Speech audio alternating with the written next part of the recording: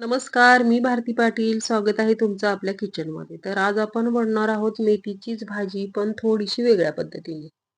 त्यासाठी सुरुवातीला आपण मसाले बघूया. तर गॅसवरती कढई ठेवायची, गॅसची फ्लेम मीडियम ठेवायची. कढई गरम झाली, थोडंसं तेल घालायचं. छोटे 2 ते 3 चमचे सुरुवातीला खडे मसाले टाकायचे. 2-3 लवंगा, 1 इंच दालचिनी, 2 हिरवी वेलची, 7-8 लसणाच्या पाकळ्या, 1 चमचा जिरे. 7-8 मिरे. मिरे ऑप्शनल आहेत. मिरे पावडर टाकली तरी सुद्धा चालेल. 2-3 हिरव्या मिरच्या आणि एक मोठा कापून घेतलेला कांदा. तेलामध्ये सगळे जिन्नस घालायचे. कांदा छान लालसर होईपर्यंत भाजून घ्यायचा. सोबतच त्याच्यामध्ये 7-8 काजू घालायचे. थोडेसे शेंगदाणे घालायचे ऑप्शनल आहेत किंवा काजू नाही घातले, फक्त शेंगदाणे घातले तरी सुद्धा चालते. टोमॅटो घालायचा एक मोठा कापून आणि सगळं व्यवस्थित भाजून घ्यायचं तेलावरती. आणि 10 मिनिटं थंड होण्यासाठी ठेवून द्यायचे. तर 10 मिनिटांनी थंड झालेत आपले मसाले. आता मिक्सरच्या भांड्यामध्ये घालून याचं छान बारीक पेस्ट करून घेऊया. थोडंसं पाणी घालायचं, खूप छान बारीक पेस्ट होते याची. आता परत गॅसवरती कढई ठेवायची, गॅसची फ्लेम मीडियम ठेवायची. 2 चमचे बटर घालायचं. बटर गरम झालं की मोहरी घालायची अर्धा चमचा, अर्धा चमचा जिरे घालायचे. आलं लसूण पेस्ट घालायची आणि वाटाण्याचे दाणे घालायचे. तर हे वाटीभर दाणे आहेत वाटाण्याचे. वाटाणा 2 मिनिटं तेलामध्ये परतून घ्यायचा. चिमूटभर हिंग घालायचा.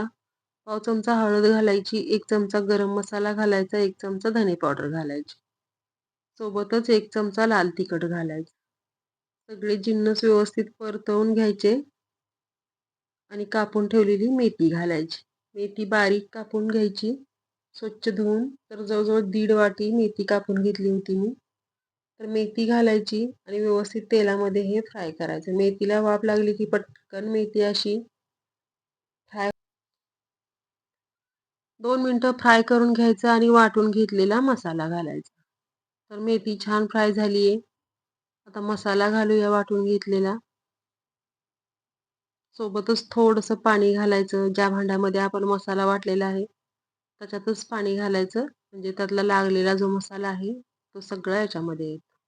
मसाला फ्राय करायची गरज नाहीये कारण आपण सुरुवातीलाच मसाला छान भाजून घेतलेला आहे. आता पाणी घालायचं आणि मीडियम गॅसवरती ह्याला छान चटचटू द्यायचं. मीठ घालायचं चवीनुसार. तर पाऊण चमचा मीठ घातलंय मी ह्याच्यामध्ये. आणि तुम्ही बघू शकता किती छान अशी क्रीमी आपली भाजी तयार झालेली आहे. आता जवळजवळ 5-6 मिनिटं हिला छान चटचटवू द्यायचं.